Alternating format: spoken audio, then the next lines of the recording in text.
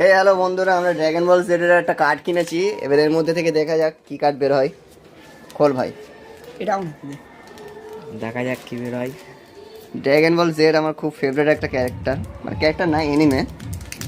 আমার সবথেকে বেশি ভালো লাগে প্রথমে ভেজিটা আমার সবথেকে ফেভারিট। না ভেজিটা না, এটা সরি গোকু। এটা গোকুর গামে হামে গোকু। আর তারপর হচ্ছে ক্যাফিলা। তারপরে ভেজিটা ও ফেভারিট ভেজিটা। তারপরে super black Goku. Black Goku অসাধারণ একটা ক্যারেক্টার ভাই।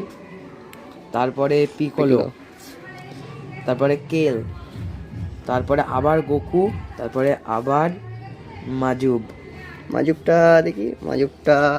ও হ্যাঁ, সব থেকে ছোট কিন্তু পাওয়ারফুল প্রচুর।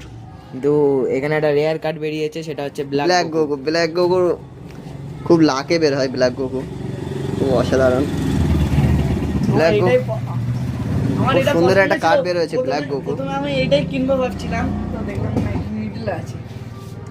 আমাদের এখানে সব থেকে বেশি ড্রাগন বল যদি দেখে থাকে, তাহলে আপাতত ওল্ড যে আমাদের বলেছে ড্রাগন বলের বিষয় একজন আমাদের এনিমে লাভার। আর আমি সবথেকে বেশি দেখি নারুটো আপাতত চলছে।